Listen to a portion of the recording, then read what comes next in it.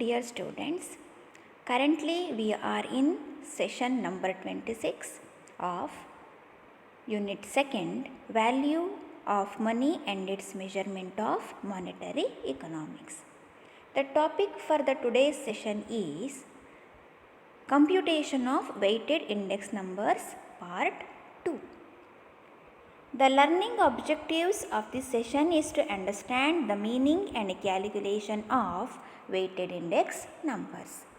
By the end of this session, the students will be able to answer the meaning and calculation of weighted index numbers. Weighted index number is that type of index number in which every commodity is given weights according to its relative importance. Index numbers prepared by giving weights to goods and services according to their relative importance are known as weighted price index numbers.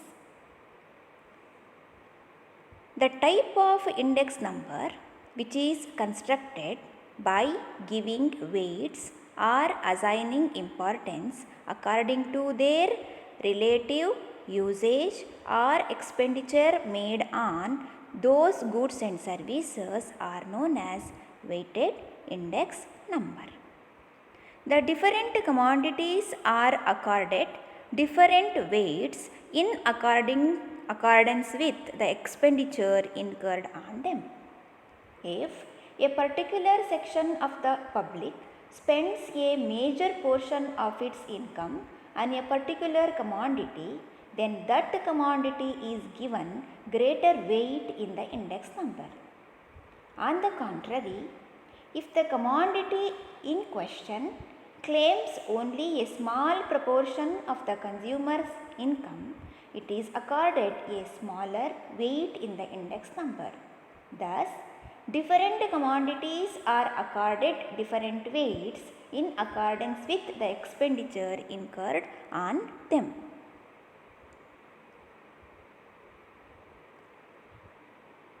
All the commodities which are included in the construction of index number are not of the same importance to these consumers. To show their relative importance, we can assign a weight to each commodity by multiplying its index number by a certain figure indicating the degree of its importance. Such a figure is usually based on the proportion of money spent on particular commodities in a typical family budget. ತೂಕದ ಸೂಚ್ಯಾಂಕ. ತೂಕದ ಸೂಚ್ಯಾಂಕ ಅಂದರೆ ಸೂಚ್ಯಾಂಕಗಳನ್ನು ರಚಿಸುವಾಗ ವಿವಿಧ ಸರಕು ಮತ್ತು ಸೇವೆಗಳನ್ನು ಗಣನೆಗೆ ತೆಗೆದುಕೊಳ್ತೇವೆ. ಈ ಸರಕು ಮತ್ತು ಸೇವೆಗಳ ಮಹತ್ವಕ್ಕೆ, ಪ್ರಾಮುಖ್ಯತೆಗೆ ಹಾಗೂ ಅವುಗಳ ಬಳಕೆಗೆ ಅನುಗುಣವಾಗಿ ಅವುಗಳಿಗೆ ಆದ್ಯತೆಯನ್ನು ನೀಡಿದರೆ ಅಥವಾ ತೂಕವನ್ನು ನೀಡಿದರೆ ಅದನ್ನು ತೂಕದ ಸೂಚ್ಯಾಂಕ ಅಂತ ಕರಿತೇವೆ. ಬೇರೆ ಬೇರೆ ಸರಕುಗಳಿಗೆ ಬೇರೆ ಬೇರೆ ತೂಕಗಳನ್ನು ನೀಡಿ ಸೂಚ್ಯಾಂಕಗಳನ್ನು ರಚನೆ ಮಾಡಿದಾಗ ಅವು ತೂಕದ ಸೂಚ್ಯಾಂಕಗಳಾಗ್ತವೆ. ತೂಕವನ್ನು ನೀಡುವಾಗ ಸರಕುಗಳ ತುಲನಾತ್ಮಕ ಮಹತ್ವವನ್ನು ಪರಿಗಣನೆಗೆ ತೆಗೆದುಕೊಳ್ಳಲಾಗುತ್ತೆ. ಸರಕುಗಳಿಗೆ ತೂಕವನ್ನು ನೀಡುವಾಗ ಎರಡು ಅಂಶಗಳನ್ನು ಪರಿಗಣಿಸ್ತೇವೆ. ಒಂದು ಸರಕುಗಳ ಮಹತ್ವ, ಎರಡನೇದು ಆದಾಯದ ಬಳಕೆ. ಸರಕುಗಳ ಮಹತ್ವ ಅಥವಾ ಉಪಯೋಗ ತೂಕ ನೀಡಿಕೆಯಲ್ಲಿ ಮಹತ್ತರವಾದ ಪಾತ್ರವನ್ನು ವಹಿಸುತ್ತೆ. ನಮ್ಮ ದಿನೋಪಯೋಗಿ ಸರಕುಗಳಾದಂತಹ ಅಕ್ಕಿ, ರಾಗಿ, ಗೋಧಿ, ಜೋಳ, ಸಕ್ಕರೆ ಮುಂತಾದ ಆಹಾರ ಧಾನ್ಯಗಳಿಗೆ ಹಾಲು, ಎಣ್ಣೆ, ಬೆಣ್ಣೆಗಿಂತ ಅಧಿಕ ಮಹತ್ವವನ್ನು ನೀಡ್ತೇವೆ. ಆದ್ದರಿಂದ ದಿನನಿತ್ಯ ಬಳಕೆಯ ಅವಶ್ಯಕ ಸರಕುಗಳಿಗೆ ಅಧಿಕ ತೂಕವನ್ನು ನೀಡ್ತೇವೆ. ವಿಲಾಸಿ ಸರಕುಗಳಿಗೆ ಕಡಿಮೆ ತೂಕವನ್ನು ನೀಡ್ತೇವೆ. ಅನುಭೋಗಿ ಸೇವಿಸುವಂತಹ ಸರಕು ಮತ್ತು ಸೇವೆಗಳು ಮುಖ್ಯವಾಗಿ ಅವಶ್ಯಕ ಮತ್ತು ವಿಲಾಸಿ ವಸ್ತುಗಳು ಅಂತ ವಿಂಗಡಿಸ್ತೇವೆ. ಅವಶ್ಯಕ ವಸ್ತುಗಳು ಜೀವನಕ್ಕೆ ಅತ್ಯಗತ್ಯವಾದ ವಸ್ತುಗಳು. ವಿಲಾಸಿ ವಸ್ತುಗಳು ಅನುಭೋಗಿಯ ಜೀವನ ಮಟ್ಟ ಮತ್ತು ಜೀವನದ ಗುಣಮಟ್ಟವನ್ನು ಹೆಚ್ಚಿಸುತ್ತೆ. ಅವಶ್ಯಕ ಸರಕುಗಳಿಗೆ ಹೆಚ್ಚು ತೂಕವನ್ನು ನೀಡ್ತೇವೆ, ವಿಲಾಸಿ ವಸ್ತುಗಳಿಗೆ ಕಡಿಮೆ ತೂಕವನ್ನು ನೀಡ್ತೇವೆ. ಕಾರಣ ಅವಶ್ಯಕ ವಸ್ತುವಿನ ಮೇಲೆ ಅನುಭೋಗಿ ಅತಿ ಹೆಚ್ಚು ಆದಾಯವನ್ನು ವಹಿಸ್ತಾನೆ. ಎರಡನೇದಾಗಿ, ಕೆಲವು ಸರಕುಗಳಿಗೆ ಜನರ ಆದಾಯದಲ್ಲಿ ಹೆಚ್ಚಿನ ಭಾಗ ಬಳಕೆಯಾಗುತ್ತೆ. ಅಂತಹ ಸರಕುಗಳಿಗೆ ಅಧಿಕ ತೂಕ ನೀಡಬೇಕಾಗತ್ತೆ. ಜನರ ಆದಾಯದಲ್ಲಿ ಕಡಿಮೆ ಬಳಕೆಯಾಗುವ ಸರಕುಗಳಿಗೆ ಕಡಿಮೆ ತೂಕವನ್ನು ನೀಡಲಾಗುತ್ತೆ. ಹೀಗೆ ತೂಕವನ್ನು ಸರಕು ಮತ್ತು ಸೇವೆಗಳ ಮಹತ್ವಕ್ಕೆ ಅನುಗುಣವಾಗಿ ಹಾಗೂ ಆದಾಯದ ಬಳಕೆಗೆ ಅನುಗುಣವಾಗಿ ತೂಕಗಳನ್ನು ನೀಡಲಾಗುತ್ತೆ. ತೂಕಗಳು ಅಂದರೆ ಸಂಖ್ಯೆಗಳು. ಅವುಗಳನ್ನೇನು ಮಾಡ್ತೇವೆ ಅಂದರೆ, ಸೂಚ್ಯಾಂಕವನ್ನು ರಚಿಸುವಾಗ ಸರಕು ಮತ್ತು ಸೇವೆಗಳ ಸೂಚಿ ಸಂಖ್ಯೆ ಏನಿದೆ ಅದರೊಂದಿಗೆ ಗುಣಿಸಲಾಗುವ ಒಂದು ಸಂಖ್ಯೆ ತೂಕವಾಗಿರುತ್ತೆ. ಆ ತೂಕವನ್ನು ನೀಡುವಾಗ ಸರಕು ಮತ್ತು ಸೇವೆಗಳ ಪ್ರಾಮುಖ್ಯತೆಗೆ ಅನುಗುಣವಾಗಿ ನೀಡ್ತೇವೆ. ಅತಿ ಹೆಚ್ಚು ಪ್ರಾಮುಖ್ಯತೆ ಪಡೆದ ಸರಕಿಗೆ ಹೆಚ್ಚು ತೂಕವನ್ನು ನೀಡಲಾಗುತ್ತೆ, ಕಡಿಮೆ ಪ್ರಾಮುಖ್ಯತೆ ಪಡೆದ ಸರಕಿಗೆ ಕಡಿಮೆ ತೂಕವನ್ನು ನೀಡಲಾಗುತ್ತೆ.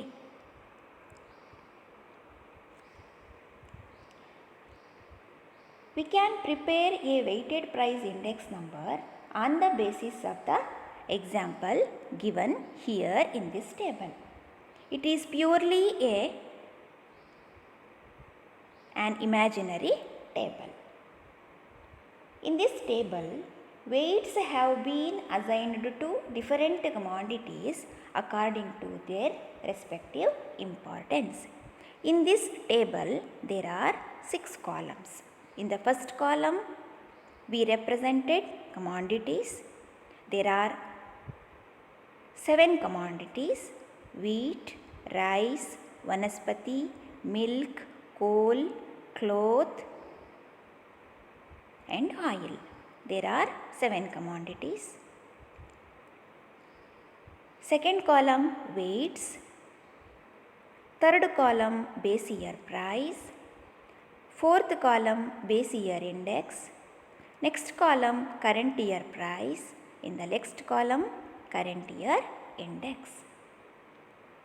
Weights are assigned to different commodities like wheat, rice, vanaspati, milk, oil, cloth and coal are 2, 3, 2, 1, 1, 2, 1 respectively. These weights indicate the relative importance of these commodities in the consumer's budget. According to this table, weighted price index number, the general price level in the current year was 1.5 times more than that in base year. In this table, N refers to number of commodities, W refers to weights, P0 refers to base year price, P1 refers to current year price, R refers to price relative. ತೂಕ ನೀಡಿದ ಸೂಚ್ಯಾಂಕವನ್ನು ತೋರಿಸಲಿಕ್ಕಾಗಿ ನಾವು ಒಂದು ಪಟ್ಟಿಯನ್ನು ಪರಿಗಣಿಸಬಹುದು. ಈ ಪಟ್ಟಿಯಲ್ಲಿ ಒಟ್ಟು 6 ಕಾಲಮ್ಗಳಿವೆ. ಸರಕುಗಳು, ತೂಕಗಳು, ಮೂಲ ವರ್ಷದ ಬೆಲೆಗಳು, ಮೂಲ ವರ್ಷದ ಸೂಚ್ಯಾಂಕ, ಪ್ರಸ್ತುತ ವರ್ಷದ ಬೆಲೆ ಮತ್ತು ಪ್ರಸ್ತುತ ವರ್ಷದ ಸೂಚ್ಯಾಂಕ. ಇಲ್ಲಿ ಒಟ್ಟು 7 ಸರಕುಗಳನ್ನು ಪರಿಗಣಿಸಿದ್ದೇವೆ. ಗೋಧಿ, ಅಕ್ಕಿ, ವನಸ್ಪತಿ, ಹಾಲು, ಎಣ್ಣೆ, ಬಟ್ಟೆ ಮತ್ತು ಕಲ್ಲಿದ್ದಲು.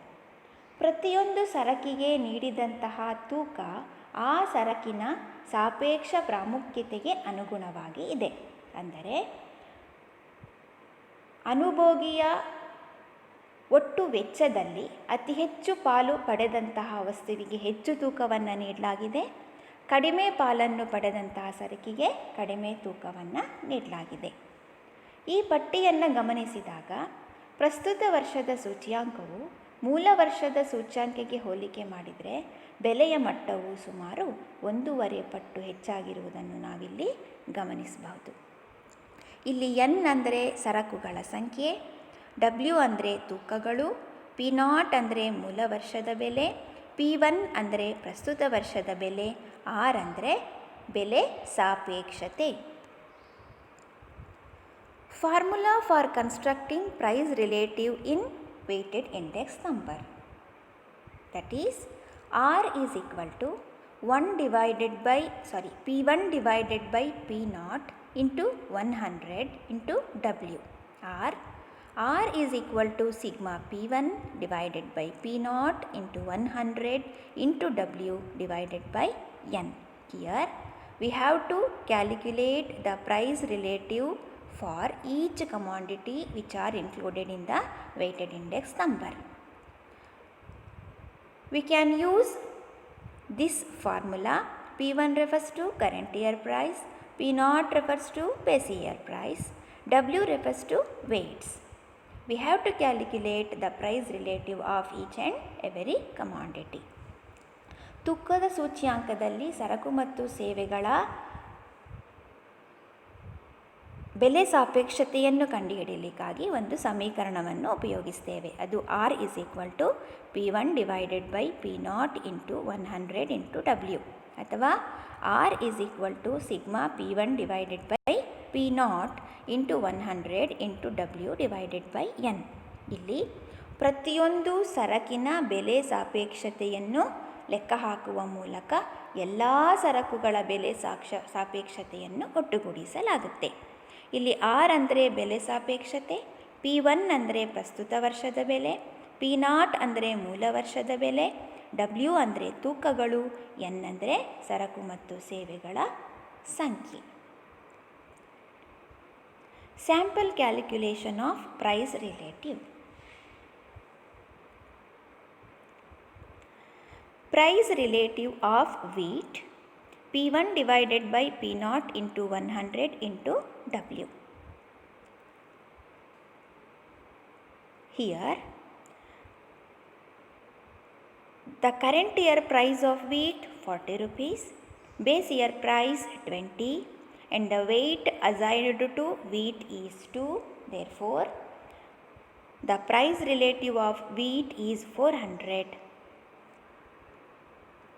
Price relative of rice, P1 divided by P0 into 100 into W. The current price 120, base year price 40, the weight assigned to rice is 3.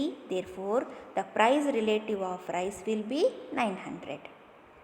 Price relative of vanaspati, current year price 4, base year price 2, and weight assigned to vanaspati is 2. Therefore, the price relative of vanaspati will be 400. The price relative of milk, current year price 1, base year price 50 paise, and the weight assigned to milk is 1. Therefore, the price relative of milk will be 200. Price relative of oil, current year price 70, base year price 35, and the weight 1. The price relative of oil will be 300. Last but not the least, the price relative of cloth, current year price 3, base year price 1, and the weight assigned is 2. Therefore, the price relative of cloth will be 600. Price relative of coal, current year price 4, base year price 2, and the weight 1. The price relative of coal will be 200. In this way, we calculate the price relative of each commodity by comparing the current year price with the base year price and multiplying the weight assigned to each commodity, and we can get price relative. ಈ ಪಟ್ಟಿಯಲ್ಲಿ ನೀಡಲಾಗಿರುವಂತಹ 7 ಸರಕುಗಳ ಬೆಲೆ ಸಾಪೇಕ್ಷತೆಯನ್ನು ಕಂಡುಹಿಡಿತೇವೆ. ಮೊದಲನೇದಾಗಿ ಗೋಧಿಯ ಬೆಲೆ ಸಾಪೇಕ್ಷತೆಯನ್ನು ಕಂಡುಹಿಡಿಯಲಿಕ್ಕೆ ನಾವು ಬಳಸಲಾಗುವ ಸಮೀಕರಣ P1 divided by P0 into 100 into W. ಇಲ್ಲಿ ಗೋಧಿಯ ಪ್ರಸ್ತುತ ವರ್ಷದ ಬೆಲೆ 40, ಮೂಲ ವರ್ಷದ ಬೆಲೆ 20, ಅದಕ್ಕೆ ನೀಡಿರುವಂತಹ ತೂಕ 2, ಗೋಧಿಯ ಪ್ರಸ್ತುತ ವರ್ಷದ ಸೂಚ್ಯಾಂಕ 400. ಅಕ್ಕಿಯ ಬೆಲೆ ಸಾಪೇಕ್ಷತೆ ಕಂಡುಹಿಡಿತೇವೆ. ಅದಕ್ಕೆ ಅಕ್ಕಿಯ ಪ್ರಸ್ತುತ ವರ್ಷದ ಬೆಲೆ 120, ಮೂಲ ವರ್ಷದ ಬೆಲೆ 40, ಅದಕ್ಕೆ ನೀಡಲಾಗಿರುವ ತೂಕ 3. ಹಾಗಾಗಿ ಅಕ್ಕಿಯ ಪ್ರಸ್ತುತ ವರ್ಷದ ಬೆಲೆ ಸಾಪೇಕ್ಷತೆ 900. ವನಸ್ಪತಿಯ ಪ್ರಸ್ತುತ ವರ್ಷದ ಬೆಲೆ 4, ಮೂಲ ವರ್ಷದ ಬೆಲೆ 2, ಅದಕ್ಕೆ ನೀಡಿರುವ ತೂಕ 2.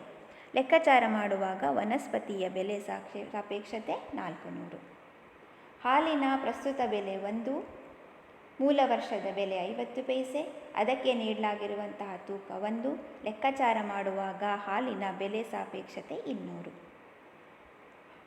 ಎಣ್ಣೆಯ ಪ್ರಸ್ತುತ ವರ್ಷದ ಬೆಲೆ 3, ಮೂಲ ವರ್ಷದ ಬೆಲೆ 1, ನೀಡಲಾಗಿರುವ ತೂಕ 1. ಲೆಕ್ಕಾಚಾರದಿಂದ ಸಿಗೋದೇನೆಂದರೆ ಎಣ್ಣೆಯ ಬೆಲೆ ಸಾಪೇಕ್ಷತೆ 300. ಬಟ್ಟೆಯ ಪ್ರಸ್ತುತ ವರ್ಷದ ಬೆಲೆ 3, ಮೂಲ ವರ್ಷದ ಬೆಲೆ 1, ನೀಡಲಾಗಿರುವ ತೂಕ 2. ಹಾಗಾಗಿ ಬಟ್ಟೆಯ ಪ್ರಸ್ತುತ ವರ್ಷದ ಬೆಲೆ ಸಾಪೇಕ್ಷತೆ 600. ಕೊನೆಯದಾಗಿ ಕಲ್ಲಿದ್ದಿಲಿನ ಪ್ರಸ್ತುತ ವರ್ಷದ ಬೆಲೆ 4, ಮೂಲ ವರ್ಷದ ಬೆಲೆ 2, ಅದಕ್ಕೆ ನೀಡಲಾಗಿರುವ ತೂಕ 1. ಕಲ್ಲಿದ್ದಿಲಿನ ಬೆಲೆ ಸಾಪೇಕ್ಷತೆ 200ಕ್ಕೆ ಸಮ. ನಾವು ಪಟ್ಟಿಯನ್ನು ಗಮನಿಸಿದಾಗ ಎಲ್ಲ ಸರಕುಗಳ ಬೆಲೆ ಸಾಪೇಕ್ಷತೆಯನ್ನು ಒಟ್ಟುಗೂಡಿಸಿದಾಗ ಬರುವ ಉತ್ತರ 3000. ಅವುಗಳನ್ನು ಪ್ರತಿ ಸರಕಿಗೆ ನೀಡಲಾದಂತಹ ತೂಕ ಏನಿದೆ ಆ ತೂಕವನ್ನು ಒಟ್ಟುಗೂಡಿಸಿದಾಗ ಒಟ್ಟು 12ಕ್ಕೆ ಸಮವಾಗುತ್ತೆ. ಈಗ ಎಲ್ಲ ಸರಕುಗಳ ಬೆಲೆ ಸಾಪೇಕ್ಷತೆಯನ್ನು ಪ್ರಸ್ತುತ ವರ್ಷದಲ್ಲಿ ಕಂಡುಹಿಡಿಯಲು ನಾವು ಈ ಸಮೀಕರಣವನ್ನು ಬಳಸಿಕೊಳ್ತೇವೆ. We can calculate the price relative of all commodities in the current year by using the formula price relative is equal to sigma r divided by w. Here sigma r is the total of the price relative of each and every commodity included in the table. That is 3000. And w refers to the weights. We have to add each and every weight given to each commodity. Then the total of weights will be 12. Here 3000 divided by 12 is equal to 250. ಹೀಗೆ ಬೆಲೆ ಸಾಪೇಕ್ಷತೆಯನ್ನು ಒಟ್ಟುಗೂಡಿಸಿ ತೂಕವನ್ನು ಒಟ್ಟುಗೂಡಿಸಿ ಬೆಲೆ ಸಾಪೇಕ್ಷತೆಯನ್ನು ತೂಕದಿಂದ ಭಾಗಿಸಿದಾಗ ಬರುವ ಉತ್ತರ 250. According to the above table, there was a rise of 150% in the general prices in the current year as compared to the base year. ಈ ಪಟ್ಟಿಯನ್ನು ಗಮನಿಸಿದಾಗ ಪ್ರಸ್ತುತ ವರ್ಷದಲ್ಲಿ ಮೂಲ ವರ್ಷಕ್ಕೆ ಹೋಲಿಕೆ ಮಾಡಿದರೆ ಸರಕು ಸೇವೆಗಳ ಬೆಲೆಗಳು ಸುಮಾರು 150% ಅಥವಾ 1.5 ಪಟ್ಟು ಹೆಚ್ಚಾಗಿದೆ ಅನ್ನೋದನ್ನು ನಾವಿಲ್ಲಿ ಗಮನಿಸ್ತೇವೆ. Thank you for the patient hearing.